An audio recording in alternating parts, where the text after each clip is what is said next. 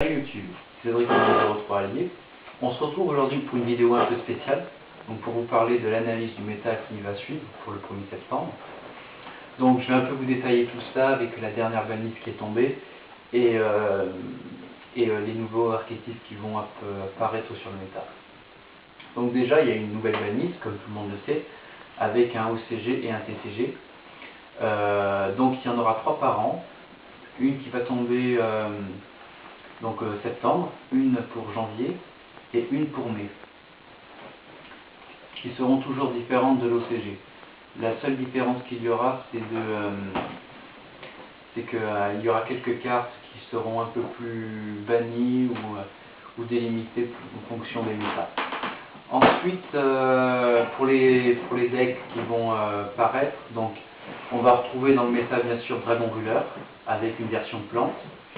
On va également retrouver Spellbook qui est beaucoup plus ralenti avec le livre du jugement qui était interdit. Heavy Swarm, toujours très bon, Constellé, qui a été un peu limité, mais voilà, sans plus. Après, il y a Infernité, que tout le monde aime bien, qui n'a pas été touché, à l'exception de Shockmaster. Et Bugin. Bugin, le nouvel archétype dans le méta qui est mis à l'honneur. Alors ensuite, il y a d'autres decks qui seront peut-être mis à l'honneur, comme Twilight, parce que les Seigneurs de Lumière n'ont pas été limités. Elle Noire, toujours à la une. Shenburn qui revient parce que Pod est mis à 3. On peut aussi penser à des decks comme Dark World Creator, ou encore le deck Meldosh, même si l'offrande suprême a été interdite. Donc voilà, sans compter qu'il va y avoir de nouveaux archétypes comme l'archétype Vampire et l'archétype Ghostrix. Donc je crois que c'est un truc comme ça, Ghostrix ça se prononce.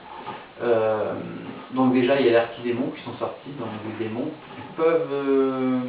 qui peuvent avoir une influence sur le deck Infernité. Alors pour revenir aux vampires, alors c'est pour la raison qu'ils ont semi-limité le Mezuki et le zombie épidémique. Donc ça pourra faire un bon archétype dans le méta, très sympa d'ailleurs. On pourra mettre des ZAD, des trucs comme ça. Et Ghostrix, ce sera un bon archétype comme Bugin.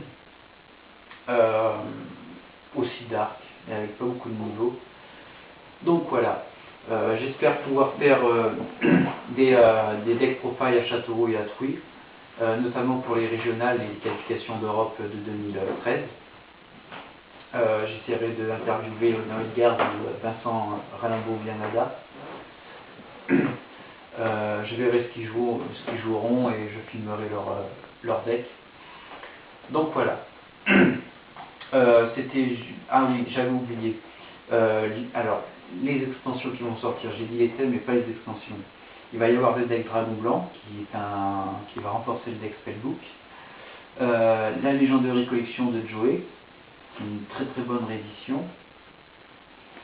Qu'est-ce qu'il y a d'autre? L'édition Shadow Spectre avec les archétypes ténèbres. Le nouveau deck de structure qui va sortir début de l'année prochaine avec les Cyberdragons. Et voilà, je pense avoir à peu près rien oublié. Sur ce, je vous dis à très bientôt. Likez ma page Facebook et à plus.